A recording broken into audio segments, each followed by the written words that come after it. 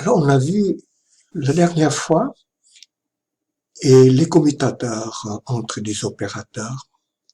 On a vu que ce n'est pas évident que le produit entre deux opérateurs, produit de deux opérateurs, soit commutatif, c'est-à-dire peut être écrit dans n'importe quel ordre. En général, le produit de deux opérateurs A et B, représentant des propriétés physiques en quantique, n'est pas commutatif. Alors, on va considérer ici deux observables commutatifs et on peut montrer que, dans ce cas-là, il existe des fonctions propres communes à ces deux opérateurs-là. C'est-à-dire qu'il existe des états que je vais désigner en notation quête comme ça, tels que quand l'opérateur A agit sur ce quête-là, ça redonne ce vecteur, ce quête, cette fonction, fois une constante qui est précisément la grande petit a qu'on a utilisée pour identifier ce vecteur-là. Et de même, l'opérateur B, quand ça agit sur ce vecteur-là, redonne ce vecteur fois une constante qui est précisément petit b là.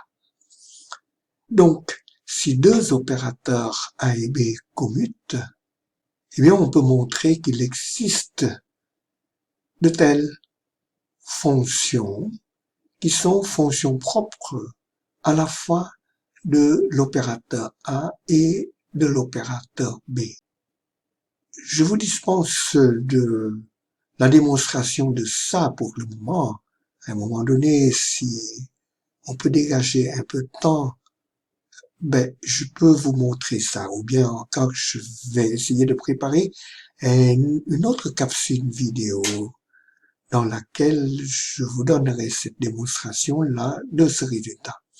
Que si deux opérateurs A et B commutent, eh bien, on peut trouver des fonctions propres communes à ces deux opérateurs-là, qui, en notation vecteur, ici est représenté par un vecteur comme ça, dans lequel on met ces deux valeurs propres-là, respectives de l'opérateur grand A et de l'opérateur grand B.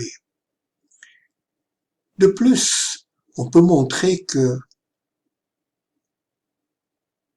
en fait, il existe un ensemble complet. On peut construire un ensemble complet de fonctions propres communes à ces deux opérateurs pour former une base complète de l'espace d'état.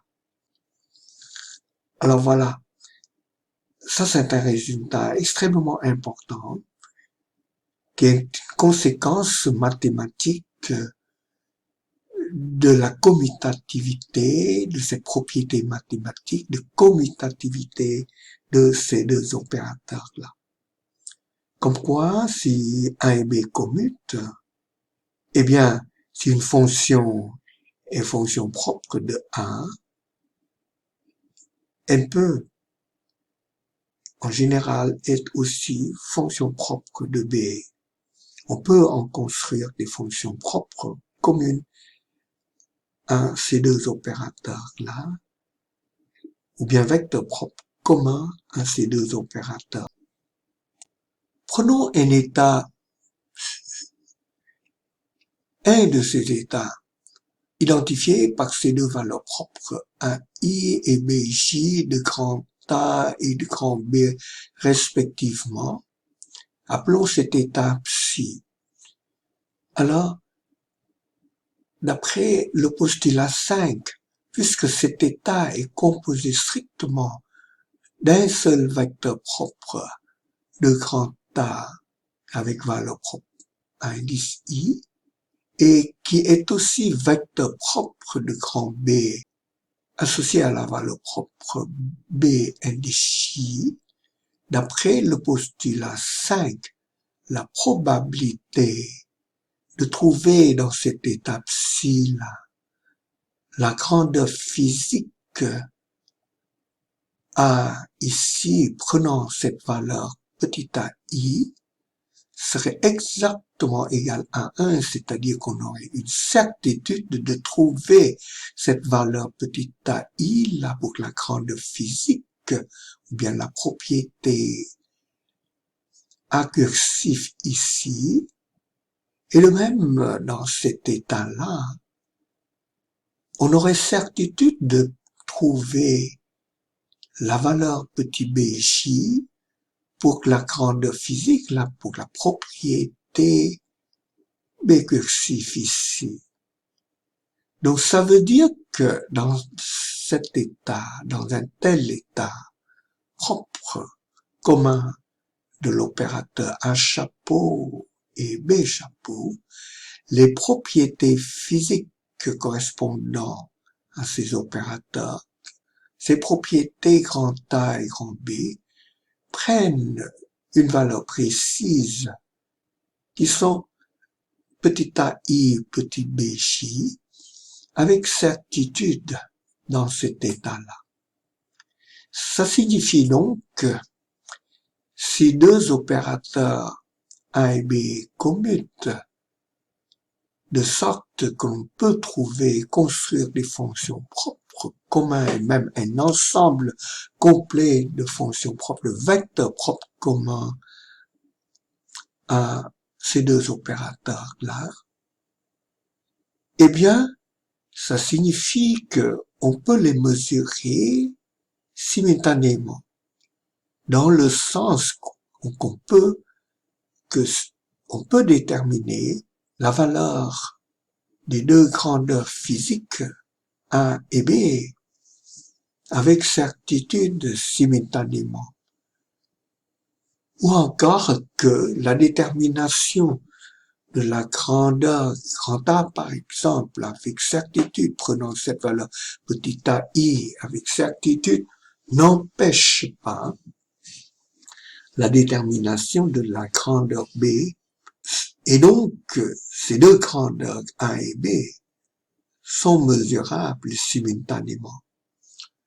On dit que ces deux grandeurs, ou bien propriétés physiques A et B, sont compatibles. Donc, on conclut que la commutativité des deux opérateurs A et B, c'est-à-dire cette propriété mathématique que le commutateur entre ces deux opérateurs hermitiens A et B est égal à 0, implique que A et B, les deux grandeurs physiques A et B, sont compatibles. Et réciproquement, si ces deux grandeurs A et B sont compatibles, c'est-à-dire mesurables simultanément, eh bien, forcément, les opérateurs grand A chapeau et grand B chapeau, les représentants en quantique, d'après le postulat 3, commutent nécessairement, sont commutatifs. Maintenant, dans tous les problèmes qui nous intéressent en chimie, et même dans la majorité des cas en physique aussi, ce qui nous intéresse, c'est les états propres de l'hamiltonien, les états stationnaires. Alors dans ce cas-là, il est important d'identifier tous les opérateurs qui ont cette propriété d'être commutatifs avec l'hamiltonien. Alors, de tels opérateurs rassemblés ensemble constituent ce qu'on appelle un ensemble complet d'observables commutatifs. Donc, des opérateurs A, B, C, etc., avec grand H, forment un ensemble complet d'observables commutatifs si ces opérateurs satisfont à les relations de commutation suivantes, que chacun de ces opérateurs commute d'abord avec l'hamiltonien et de plus, ces opérateurs grand A, grand B, etc. sont mutuellement commutatifs. Alors d'après ce qu'on venait d'apprendre, cette commutativité de ces opérateurs-là implique que l'on peut construire, on peut trouver des vecteurs propres communs à l'hamiltonien, qui est l'opérateur associé à l'énergie, à grand A, qui représente une certaine propriété physique, à grand B, qui correspond à une certaine propriété physique aussi. Donc, ces vecteurs propres communs seront identifiés par une certaine valeur propre de l'hamiltonien, qui est une énergie, qu'on va désigner par E, indice K ici, une certaine valeur propre petit a i de l'opérateur grand A, une certaine valeur propre petit b indice I de l'opérateur B, etc. De sorte que, par définition, cet état, ce vecteur, est vecteur propre et état propre de l'hamiltonien avec valeur propre EK. Et le même, c'est un vecteur propre ou bien fonction propre de l'opérateur grand A avec valeur propre petit a indice I, ou bien encore c'est un vecteur propre de l'opérateur B avec valeur propre B indice I, etc. Donc, dans un tel état, les différentes propriétés, énergie, grand A, grand B, etc., ont une valeur bien précise, c'est-à-dire que ces valeurs propres vont être observées avec certitude si le système est préparé dans un tel état. Donc, ces opérateurs grand A, grand B, etc., décrivent des propriétés qui sont compatibles avec l'énergie, qui sont mesurables simultanément avec l'énergie du système, et ces vecteurs propres, non seulement ils existent, mais ça forme aussi une base complète de l'espace d'état du système. Cette commutativité entre ces différents opérateurs ont une signification particulière, à la fois au niveau de la physique qu'au niveau mathématique, comme on peut le voir dans cette diapositive-là.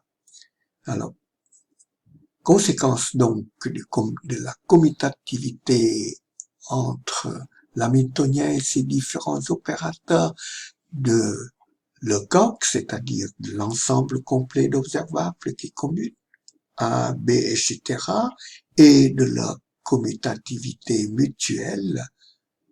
Vous avez déjà vu que, tout d'abord, que les propriétés grand A, grand B, etc., prennent une valeur précise, petit a i, petit b j, en même temps que l'énergie qui va prendre une valeur précise ek, et ces valeurs vont être conservées dans le temps, en même temps avec l'énergie ek, dans tout état stationnaire qui est associé à un état propre, une fonction propre de l'hamiltonien. Et c'est dans ce sens-là qu'on parle de constante de mouvement. Donc, ces propriétés physiques, grand A, grand B, etc., sont des constantes de mouvement. Et leur existence en général indique qu'il y a une certaine symétrie dans le système physique, ou bien reflète une certaine symétrie dans le système physique là. Maintenant, au niveau mathématique, généralement, l'existence d'un ensemble complet d'observables commutatifs avec plus d'un opérateur qui commute avec l'hamiltonien apparaît dans des problèmes d'une certaine dimensionnalité, caractérisée avec plusieurs variables, QA, QB, QC, etc.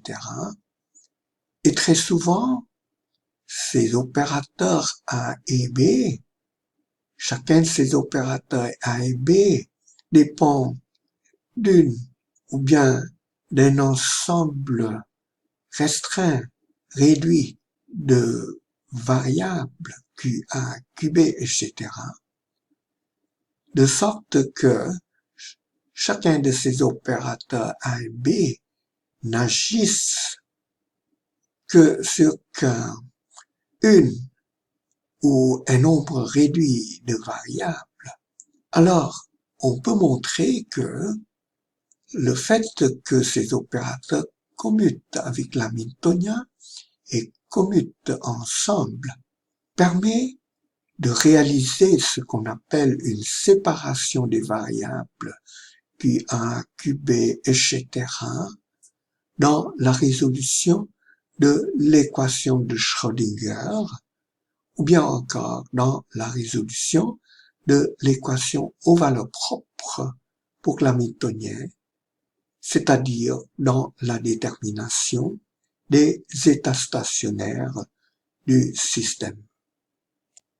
Alors, cela m'amène donc au thème de séparation de variables, qui est le thème probablement le plus important, le thème central en fait, du deuxième chapitre, qui porte sur des systèmes simples, exactement solubles, en commençant tout d'abord avec la particule dans une boîte, un dé que je vous ai déjà montré et dont les solutions on a déjà vu auparavant et discuté, soit au cours ou bien en atelier avec Jean-Nicolas.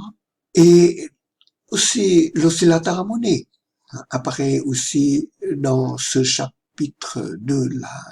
Donc le chapitre 2 porte sur des systèmes, modèles simples, exactement solubles, soit, mais dans tout ça, dans toutes les discussions de ce chapitre, il y a un thème récurrent qui est très important, précisément, qui est le thème de séparation de variables, que je viens de mentionner tout à l'heure à l'occasion de la discussion de la signification physique et mathématique de l'existence d'un ensemble complet d'observables qui commutent. Alors, exemple de séparation de variables, prenons une boîte bidimensionnelle. Vous avez déjà vu dans un cours précédent que le mouvement des électrons dans ce cycle porphyrine, par exemple dans la chlorophylle ou bien dans l'hémoglobine, un électron dans ce cycle-là, qui circule dans ce cycle, peut être considéré comme une particule dans une boîte carrée, bidimensionnelle, représentée par une énergie potentielle qui est nulle à l'intérieur de la boîte, donc dans la région interne que voici, et qui est infinie ailleurs, partout ailleurs. En d'autres termes, la boîte est fermée par des murs d'énergie potentielle infiniment hauts, empêchant la particule de se trouver à l'extérieur de la boîte. Nous la fonction donc doit s'annuler à chaque fois que l'on rencontre, on arrive à un de ces murs-là. Et ça, c'est donc une généralisation du potentiel particule dans une boîte unidimensionnelle que vous avez vu auparavant. Alors, l'hamiltonien décrivant une telle boîte 2D est donné ici. Alors, c'est une somme de deux hamiltoniens, chacun ne dépendant que d'une variable seulement, est appelé h indice x et h indice y. Dans la mesure où ces deux hamiltoniens h indice x et h indice y, donnés en bas ici, ne contient aucun terme qui couple les deux variables x et y, on dit que cet hamiltonien est de forme séparable. Donc à chaque fois que vous avez un hamiltonien qui est une somme d'hamiltoniens individuels, chacun ne dépendant que d'une variable seulement, par exemple ici vous avez grand H qui est la somme de h indice x qui ne dépend que de x et de h indice y qui est un opérateur différentiel par rapport à y seulement là.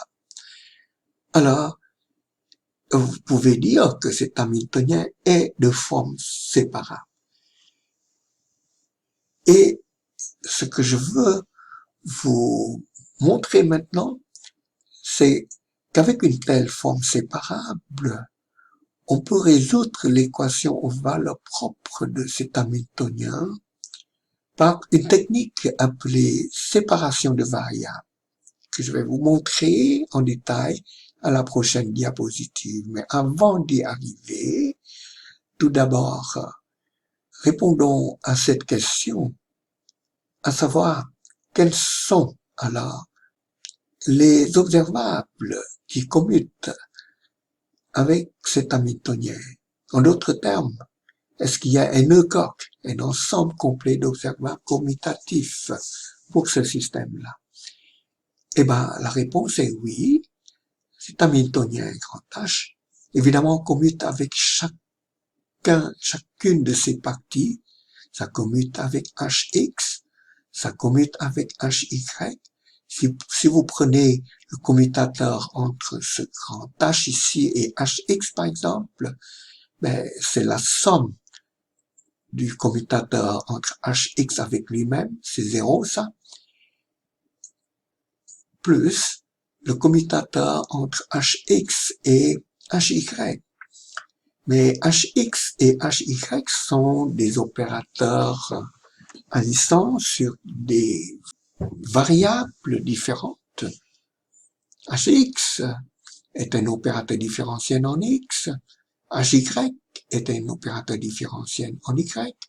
Donc ces deux opérateurs commutent. HX commute avec lui-même aussi. Donc HX commute avec grand H. De même, HY commute avec grand H. Et ces deux opérateurs HX et HY commutent entre eux. Voilà.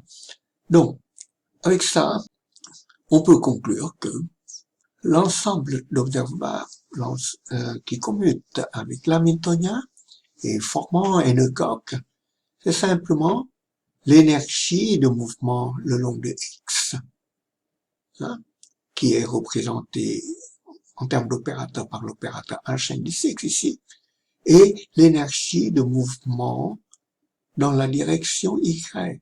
Ces deux mouvements sont indépendants, ce qui est traduit par cette forme séparable de l'hamiltonien. Donc, les deux observables qui commutent avec l'hamiltonien, ou bien les deux observables qui sont compatibles avec l'hamiltonien, sont les observables d'énergie en X et énergie en Y, simplement pour ce problème-là.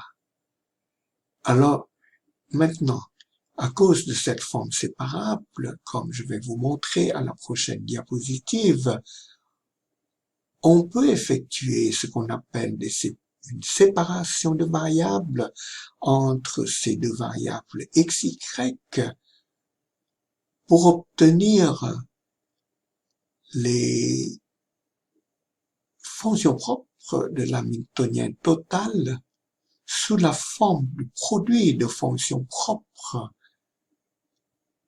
en x, sinus np, nxpx sur lx ici, et non en y, sinus de ly py sur ly ici, avec comme énergie la somme des énergies de mouvement en x, qui est nx carré, h carré divisé par 8m lx au carré, n'est-ce pas?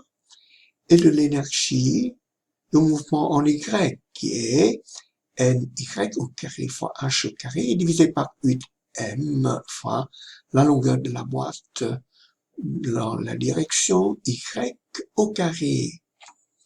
Et ces solutions dépendent des nombres quantiques nx pour le mouvement le long de x et ny pour le mouvement le long de y, dont les valeurs vous connaissez bien.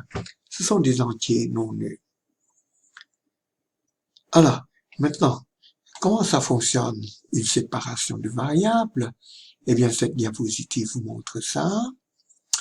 Alors, comme l'hamiltonien est de forme séparable, on écrit la fonction non totale,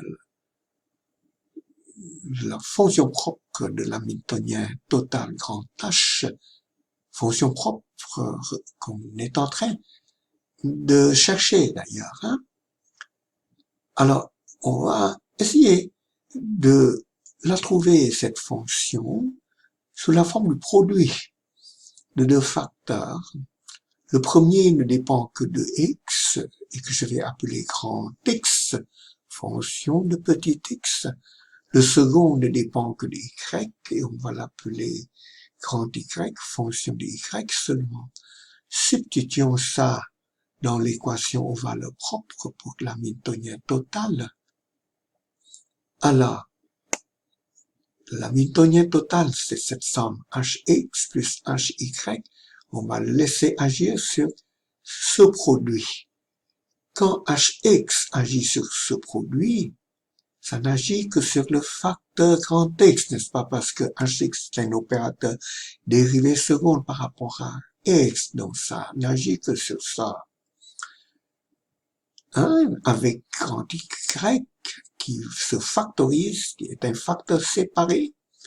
Et de même, quand hy, l'hamiltonien associé au mouvement en y, agit sur ce produit, eh bien, ça n'opérerait que sur le facteur grand y.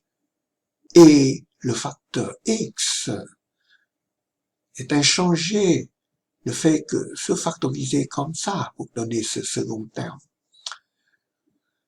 Ça, c'est pour le premier membre de l'équation valeur propre, obtenu avec cette substitution de psi par ce produit-là. Au second membre, j'ai tout simplement la valeur propre qui est encore à être trouvée fois psi, qui, d'après notre recette, est ce produit-là. Maintenant, divisons les deux membres de cette équation par le produit.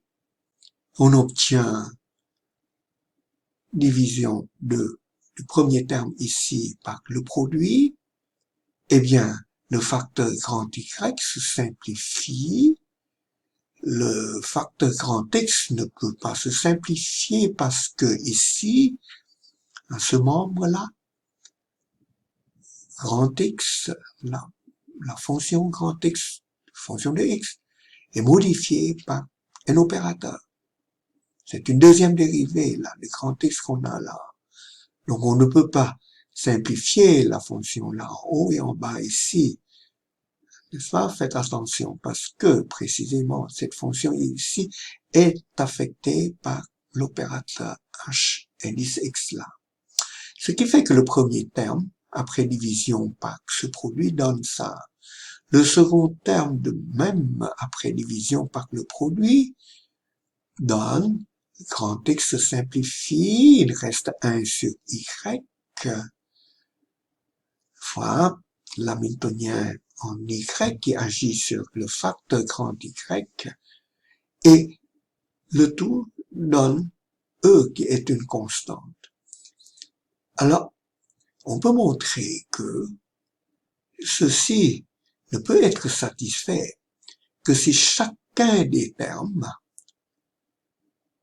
est une constante. Voyez-vous déjà, par exemple, ce terme-là, lui, est indépendant de Y. Il ne contient que du X explicitement. Maintenant, si vous prenez la dérivée de toute l'équation ici par rapport à X, vous voyez que dérivée de ça par rapport à X, plus dérivée de ça par rapport à X qui est 0, égale la dérivée de cette constante par rapport à X, c'est 0 aussi. Donc, par conséquent, la dérivée de ça par rapport à X est 0. En d'autres termes, cette quantité qui semble dépendre de X ne dépend même pas de X. Et elle est explicitement indépendante de Y. En d'autres termes, elle est égale à une constante. Donc, on peut l'écrire comme ça. Ça égale à une certaine constante qui doit exister. Cette constante, on va l'appeler E avec indice supérieur X pour désigner que ça appartient au mouvement en X. Pareillement, le deuxième terme ici doit être égal à une constante. Appelons-la E indice Y. Ou encore, c'est égal à grand E moins E indice supérieur X, quoi. Voilà. Alors, réarrangeons cette équation-là, soit en multipliant les deux membres de cette équation par la fonction grand X, il vient opérateur Hx qui agit sur X égale à ça fois la fonction X. En d'autres termes, on voit donc que le facteur grand X doit donc être fonction propre de l'opérateur individuel H indice X, qui est l'opérateur énergie de mouvement en X. Et pareillement, la seconde équation, hein, celle-ci, peut se réécrire de cette façon, qui dit que la fonction grand Y, fonction de Y, je m'excuse, je dois changer X en Y ici, cette fonction grand Y doit être fonction propre de H indice Y avec valeur propre EI ici. On obtient ainsi pour chaque facteur grand X et grand Y une équation aux valeurs propres. Et chacune de ces deux équations aux valeurs propres représente un problème particule dans une boîte unidimensionnelle. Donc on a deux problèmes du type particule dans une boîte unidimensionnelle. N'est-ce pas? Donc les solutions, on connaît. Donc ça veut dire qu'on connaît, on sait comment écrire, on sait comment résoudre cette équation pour obtenir cette fonction grand X. Et on sait que cette fonction grand X va être un sinus de nx pi x sur lx, fois racine carrée de 2 fois L divisé par Lx. Et de même, on sait comment résoudre cette deuxième équation en Y. On sait que la solution de cette équation est de la forme sinus de ny pi y sur ly. encore une fois 2 divisé, racine carrée de 2 divisé par ly. En fait, c'est 2 au carré ici. 2 fois 2, c'est 2 au carré 4. Il manque un, c'est 4. Voilà. Et les deux valeurs propres EX et EY sont les valeurs propres du problème particulier dans une boîte 1D. C'est égal pour le mouvement en X à nx au carré h carré divisé par 8m fois lx au carré. Pareillement, pour le mouvement en Y, la valeur propre qui apparaît ici, associée à une fonction propre grand Y qui est du type sinus n, y, pi, ly, cette valeur propre est égale à ny au carré, h carré divisé par 8ml au carré. Et on sait aussi par la résolution du problème particulier dans une boîte 1D que ces deux nombres quantiques nx et ny devraient être entiers non nuls, n'est-ce pas? Vous avez vu tout ça. Voilà.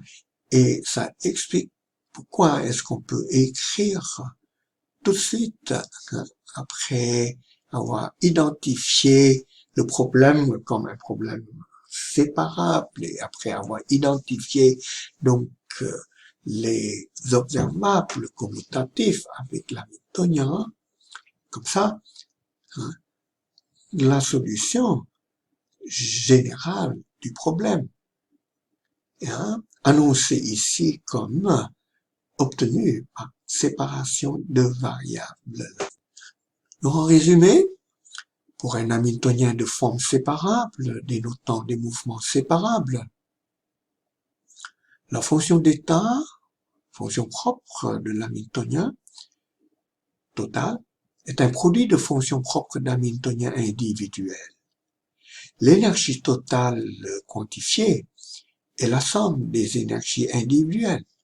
Voilà, l'énergie totale est la somme des énergies individuelles qui sont ici quantifiées par les deux nombres quantiques nx et ny. La fonction propre de l'hamiltonien total est un produit de fonctions propres des hamiltoniens individuels, produit comme ça. Ça, c'est la recette de la séparation de variables, ça.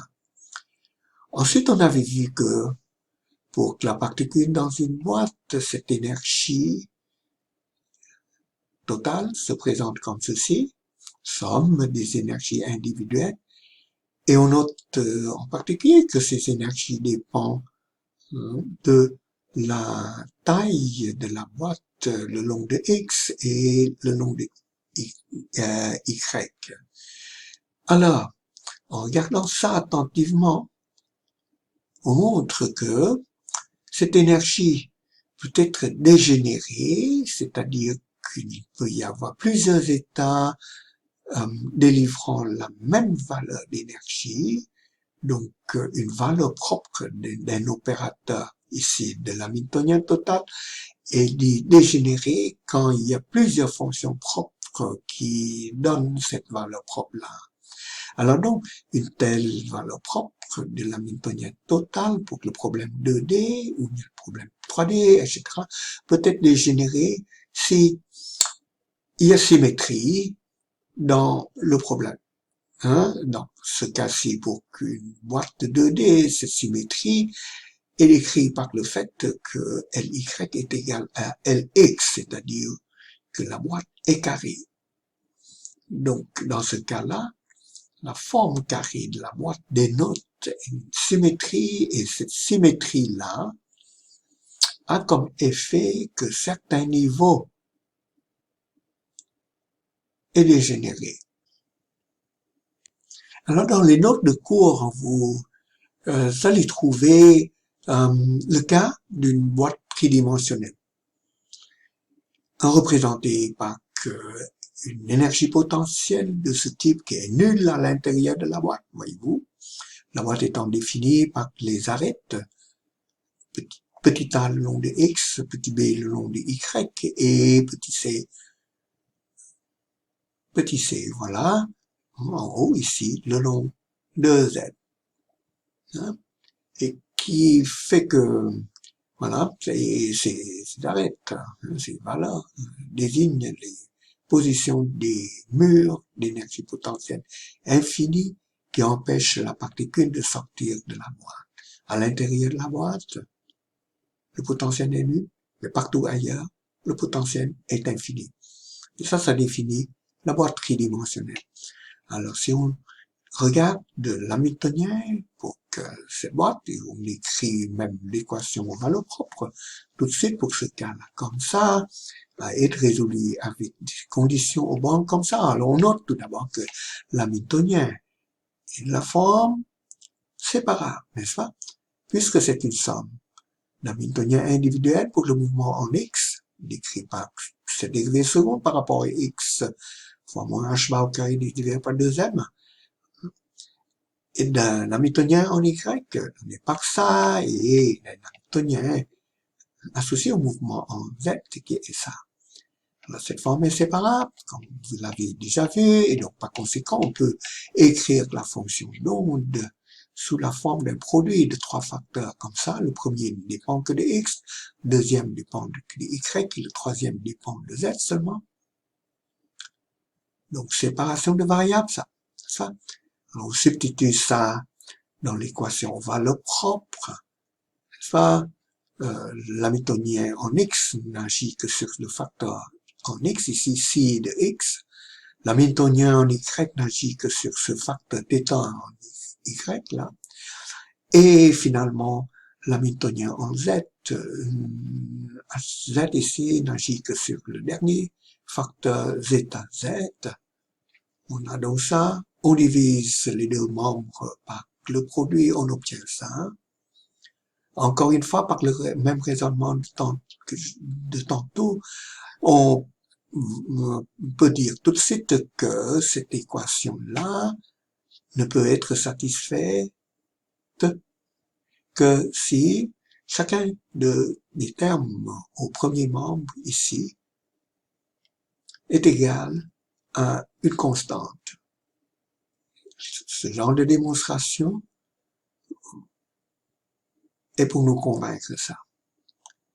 Alors donc, ceci-là, peut-être, le premier terme, peut être identifié à une certaine constante qu'on va appeler E indice X, ce qui implique que le facteur dépendant de X, si de X, doit être fonction propre de cet hamiltonien individuel pour le mouvement en X dans la direction de X avec valeur propre EX ici.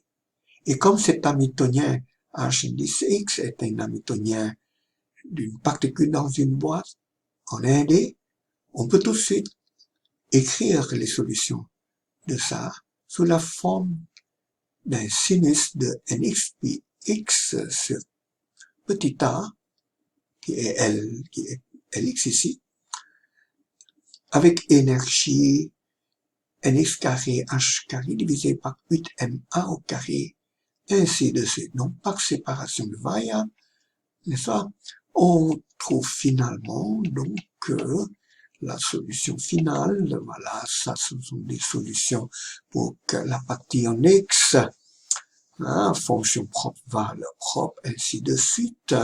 Et en les composant, on obtient finalement que la fonction d'onde tridimensionnelle a cette forme-là. Produit de trois sinus, parce que chaque sinus décrit une particule dans une boîte, en X ici, en Y et en Z, avec nombre quantique qui est appelé ici lambda au lieu de n indice x, mu ici au lieu de n indice y, ainsi de suite. Mais à part cette différence de notation, c'est la même chose que ce que vous avez vu tout à l'heure pour la boîte en 2D. Ensuite, les notes continuent avec cette discussion de la dégénérescence qui reflète, qui est relié à l'existence d'une symétrie dans le système. Alors, je vous demande de lire ça attentivement. Voilà. Alors, maintenant, troisième exemple. Modes normaux de vibration. Donc, tout à l'heure, on avait vu particules dans une boîte 2D, particules dans une boîte 3D, ainsi de suite. Cette fois-ci, on considère des mouvements ou bien un potentiel plus intéressant, qui est un potentiel du type oscillateur harmonique, mais multidimensionnel, qui apparaît dans des modèles du mouvement de vibration d'une molécule polyatomique. On montre qu'une molécule de N atomes a 3n-6 ou bien 3n-5 modes normaux de vibration. Ces modes normaux sont tout d'abord des variables appelées coordonnées généralisées, dénotant un mouvement collectif des atomes du noyau constituant la molécule. Mouvement du type de vibration. Il y en a 3n-6 types de vibration appelés modes normaux de vibration. Si la molécule a une géométrie d'équilibre qui est non linéaire, c'est-à-dire les noyaux ne sont pas alignés le long d'une droite, comme par exemple pour la molécule de NH3 que voici, ou bien H2O, et 3n-5 dans le cas d'une molécule linéaire. Alors donc pour que NH3, il y en a 6, n'est-ce pas, parce que NH3 a 4 noyaux, N égale à 4, 3n est donc 12, moins 6, c'est 6. Voici les 6 modes normaux de vibration de NH3. Alors, le premier mode, c'est un mode de déformation d'angle, comme quoi ces atomes H seront déplacés dans le sens de ces flèches-là pour fermer les angles de liaison HNH, tandis qu'en bas ici, c'est un mouvement du type élongation. Par exemple, cette flèche ici indique l'élongation de cette liaison-là. L'autre flèche, c'est l'élongation de la deuxième liaison NH ici. Et ces trois liaisons NH vibrent à la fois en phase. Quand une liaison est étirée, les deux autres liaisons sont étirées de la même façon, de façon totalement symétrique. Ça s'appelle un mode d'élongation symétrique, tandis que ça est un mode de déformation d'angle symétrique. Pour H2O, vous avez ce mode-là, qui est un mode d'élongation des deux liaisons OH de façon symétrique. Ça s'appelle mode de déformation, d'élongation symétrique. Ça s'appelle le mode de déformation d'angle, car dans ce mode-là, avec ce mouvement indiqué par ces deux flèches, des deux hydrogènes, n'est-ce pas, c'est l'angle de liaison qui se ferme et qui s'ouvre. Et finalement, ce mode-là est un mode dans lequel, quand une liaison OH est étirée, l'autre est comprimée. Et ça s'appelle le mode d'élongation, puisque c'est une élongation là des liaisons, mais antisymétrique. Antisymmetric stretch en anglais. Alors, donc, on peut montrer ça, qu'une molécule polyatomique avec N noyaux possède exactement N modes normaux décrits par ce qu'on appelle des coordonnées généralisées, qu'on désigne ici par QI, qui est chacune de ces coordonnées est quelque chose comme une combinaison des différents vecteurs de déplacement, des différents noyaux, vecteurs de déplacement pondérés par la masse de ces noyaux-là. Donc la masse est inclus, les masses plutôt des différents noyaux sont inclus dans la construction de ces coordonnées généralisées. Et chaque mode vient avec une fréquence angulaire oméga i, fréquence de pulsation, correspondant à une fréquence nu i, exprimée en seconde moins 1 ou hertz par exemple, et parfois on exprime ces fréquences sous la forme d'un nombre d'ondes en centimètres moins 1 aussi. Vous allez voir ça dans les exercices des problèmes du chapitre. Voilà.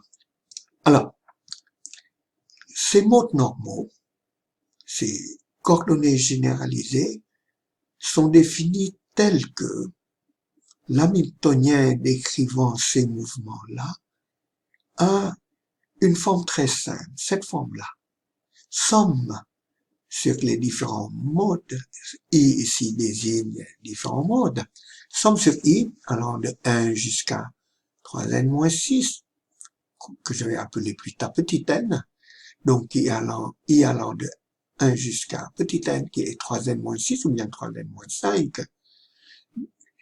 Et pour chaque i, vous avez un hamiltonien individuel de ce type-là, qui ne dépend que d'une variable, d'une coordonnée généralisée, la coordonnée généralisée QI, pour le ième mode là, avec fréquence oméga i. Et cet hamiltonien est caractérisé par une énergie potentielle du type oscillateur harmonique, n'est-ce pas? Vous voyez que c'est bien une forme, un parabole, c'est une fonction parabolique, ça. Pi au carré fois 1/2 fois la fréquence de vibration au carré. Il n'y a pas de facteur de masse devant, parce que la masse, toutes les masses avaient été déjà incluses implicitement dans ces coordonnées généralisées. La partie énergie cinétique, pour cette raison, n'a pas de facteur de masse non plus. Ça fait moins h bar au carré divisé par 2. C'est comme si c'était une masse unitaire fois dérivée seconde par rapport à QI. Toujours est-il que chaque hamiltonien HI ne contient que QI et sa dérivée seconde. Donc ça ne dépend que de QI seulement. Il n'y a pas de terme d'interaction, il n'y a pas de terme croisé, Q1 fois Q2 par exemple, etc. En d'autres termes, cet hamiltonien est de forme séparable. Ça dénote l'indépendance de ces différentes vibrations selon ces différents modes-là. Voilà. Encore une fois, on peut faire une analyse des observables commutatifs avec l'hamiltonien. Il est évident que l'hamiltonien commute avec chaque HI. J'aurais dû ajouter ici quel que soit I allant de 1 jusqu'à 3n-6, que ça c'est vrai, que l'hamiltonien total commute avec chaque HI, précisément parce que ces H indices I commutent entre eux, parce que H indice 1 par exemple pour le mode 1, pour ce mode-là, de H2O, ne contient que les dérivées secondes par rapport à Q1 seulement, pas par rapport à Q2, pas par rapport à Q3. Voilà. Donc H indice 1 ne dépend que de Q1 seulement. H indice 2 pour le mode 2 ne dépend que de la variable Q2 et ne contient qu'une dérivée seconde par rapport à Q2 seulement. Il n'y a pas de termes croisés. Sorte que l'hamiltonien pour le mode 1 commute avec l'hamiltonien pour le mode 2, ainsi de suite. Voilà. Donc, tous ces hamiltoniens individuels pris ensemble constituent un ensemble complet d'observables qui commutent. Les observables, les grandeurs physiques correspondant à ces opérateurs, sont les énergies de vibration individuelles de chaque mode pris séparément.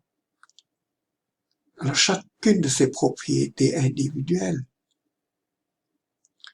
peut être mesurée simultanément avec l'énergie totale du système à n modes. Et donc, vous devinez que donc on peut effectuer une séparation de variables. Quelles variables? Évidemment, les variables QI, c'est coordonnées généralisées décrivant les modes. Et par séparation de variables, on va trouver que la fonction d'onde totale est un produit de fonctions d'onde, de fonctions propres, une pour chaque mode.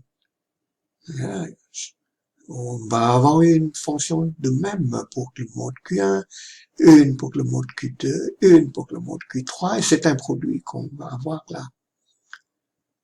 Fois une certaine constante qui représente la normalisation de la fonction d'onde totale, quoi. Et cette fonction d'onde totale qui est un produit de fonctions d'onde individuelles pour que les n modes dépend d'autant de nombres quantiques que dont on a besoin pour spécifier l'état de chaque mode, quoi. Tout à l'heure, vous allez voir que pour un oscillateur harmonique indé, un de ces modes, par exemple, les fonctions propres de l'hamiltonien individuel pour un oscillateur harmonique indé, un de ces modes, dépend d'un nombre quantique qui est un entier, qui gouverne la fonction d'onde, mais ça gouverne aussi l'énergie de cet oscillateur, de ce mode-là, et cette énergie va comme V, ce nombre quantique V indice I pour le IM mode, plus 1,5 fois le quantum vibrationnel pour ce mode, c'est-à-dire H bar fois la fréquence, la pulsation oméga I du mode. Alors, encore une fois, j'ai préparé ici cette diapositive pour vous expliquer comment on fait cette séparation de variables. Donc, on a un hamiltonien de forme séparable, somme d'hamiltoniens individuels pour les différents modes. Alors, on écrit donc la fonction d'onde cherchée sous la forme d'un produit de facteurs grand A, grand B, grand C, etc. Chaque facteur ne dépendant que d'une variable. Le premier de Q1, le second de Q2, le troisième de Q3, ainsi de suite. On met ça dans l'équation, on va le prendre pour l'hamiltonien total. On fait appel au fait que, par exemple, H1, qui est l'hamiltonien pour le mode Q1, n'agit que sur grand A, avec B et C, etc., qui se factorisent. Donc là, ici, j'ai écrit ça pour 3 modes. Il manque des points de suspension pour que le cas de plusieurs modes, là. Plus que 3. De même, le H2 va agir sur le facteur B, les autres facteurs se factorisent. Ça fait 1 depuis 1 fois C, depuis 3 fois, etc., qui est vu en facteur ici. Ensuite, H3, pour que le mode 3 n'agit que sur que, bon, ça doit être Q3 ici, que c'est le facteur c'est Q3 là. Les autres se factorisent ainsi de suite. Et de l'autre côté, l'autre membre de l'équation valeur propre, c'est E, constante, fois le produit, tout simplement. On divise les deux membres de cette équation par le produit, on obtient à ce moment-là une somme de termes comme ça. Le premier hein, ne dépend que de Q1 explicitement. Le second ne dépend que de Q2 explicitement. Le troisième ne dépend que de Q3 explicitement. Et dans chaque terme, vous avez l'hamiltonien d'un mode, par exemple, troisième mode ici, qui agit sur le facteur correspondant CQ3, qui modifie ce facteur, et le tout divisé par CQ3. Et tout ça, la somme de ces termes doit être égale à une constante. Par le même raisonnement que tantôt, on peut affirmer, on peut montrer que chacun de ces termes-là doit être égal à une constante. Donc, il existe une série de constantes, donc n constantes, comme ça, telles que chaque terme, le premier terme par exemple, est égal à une constante correspondante. Premier terme, qui est le terme dépendant de Q1, s'écrit comme ceci. Le second terme qui dépend de Q2 s'écrirait comme ça, ainsi de suite. Et encore une fois, on peut réarranger chacune de ces équations ainsi écrites pour obtenir une équation aux valeurs propres pour chaque mode séparé. Pour le mode 1, on a une équation aux valeurs propres gouvernée par H de ce mode-là, H1. Pour le mode 2, on a une équation valeur propre gouvernée par l'hamiltonien pour ce mode-là, ainsi de suite.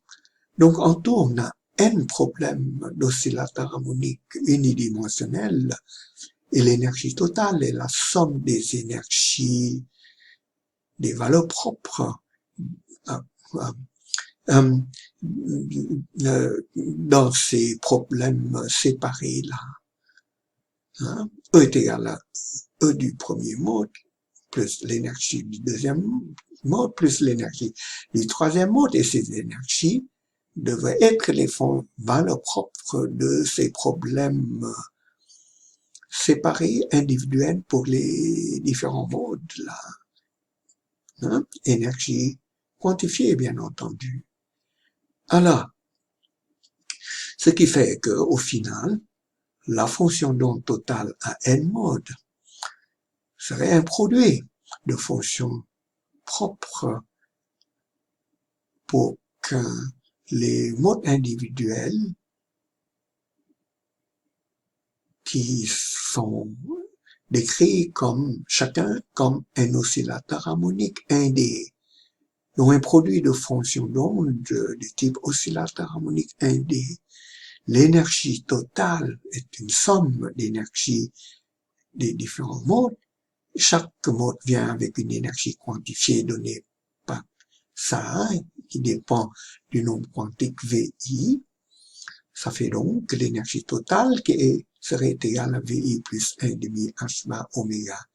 Et tout ça, j'ai écrit tout ça, en faisant appel à quelque chose que normalement je devrais vous présenter d'abord, mais voilà, hein, j'ai voulu mettre l'accent sur la séparation de variables et donc sans avoir fait ça, quand j'ai fait appel à ces résultats. Voilà ces résultats, hein, je les donne dans cette dernière diapositive, oscillateur harmonique indé, on montre que la solution générale du problème oscillateur harmonique indé est de la forme suivante. Pour ce qui est de l'énergie, c'est égal à V plus 1 demi H bar oméga, hein, et V est un nombre quantique qui est un entier, ça peut être égal à 0, 1, 2, 3, etc. Vous avez vu déjà dans votre devoir et avant le devoir, tout d'abord que l'état fondamental de l'oscillateur harmonique 1D est bien avec une énergie qui est E0 égale 1 demi H bar oméga. Dans votre devoir, vous avez démontré que le prochain état, appelé phi 1, vient avec une énergie qui est précisément 1 plus 1 demi, c'est-à-dire 3 demi H bar oméga. Et les autres niveaux d'énergie sont 5 demi, 7 demi, 9 demi H bar oméga. Voilà. Donc, chaque niveau est donné, peut être décrit par cette formule-là avec V qui est un entier. La fonction propre, on peut montrer, et cette démonstration prend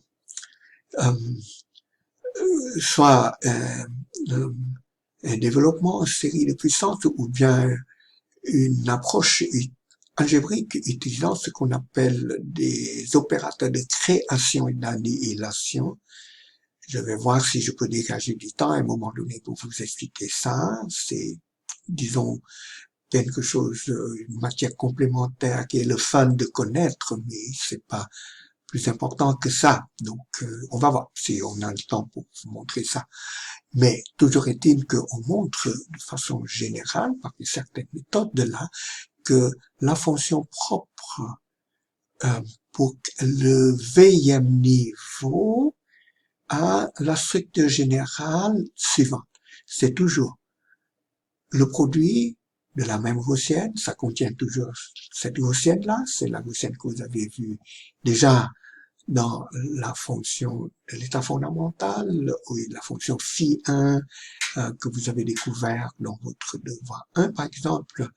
Donc, toute fonction propre de l'hamiltonienne de l'oscillateur harmonique contient toujours ce facteur exponentiel de moins m oméga divisé par 2h bar fois x carré, ce facteur gaussien là, mais multiplié par une autre fonction qui dépend de x, qui se trouve être un polynôme d'une forme bien déterminée, appelé polynôme d'Hermite, dont les premiers sont donnés à ce tableau-là. En termes d'une variable si ici, donc si représente ça, la racine carrée de m oméga sur h bar fois x.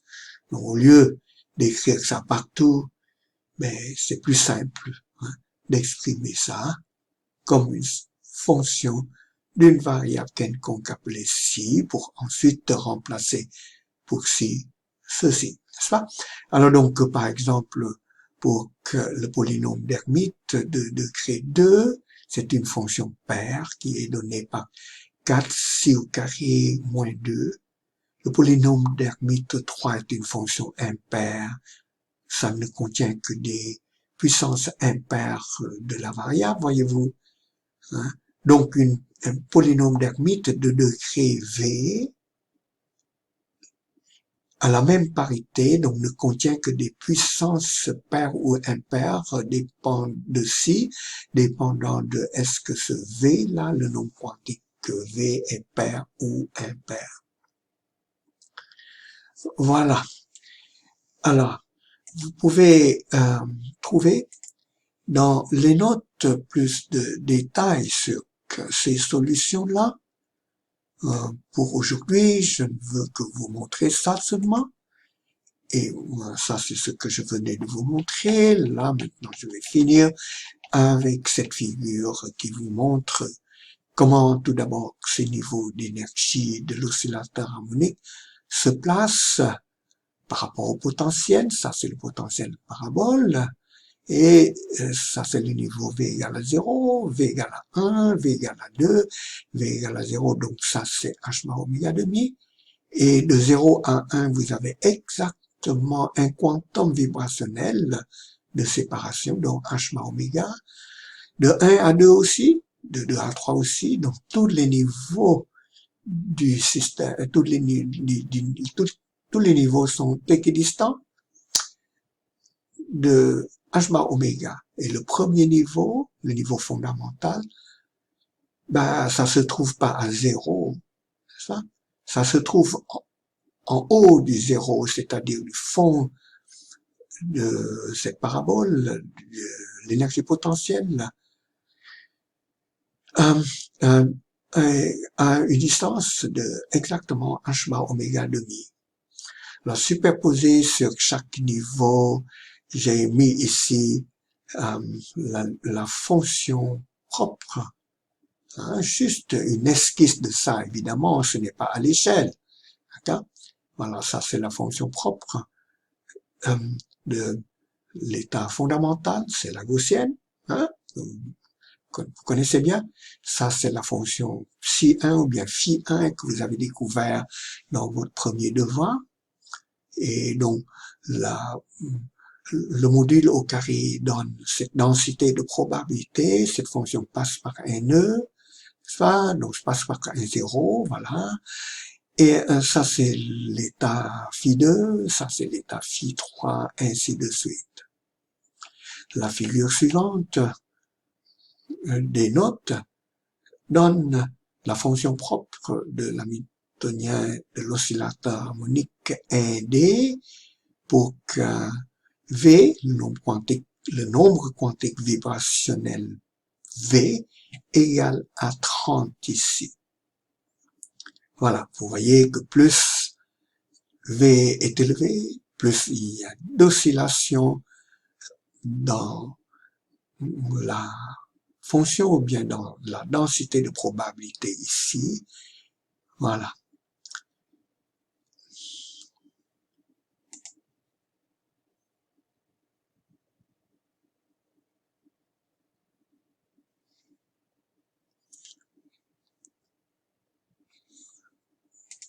On peut retourner à ça.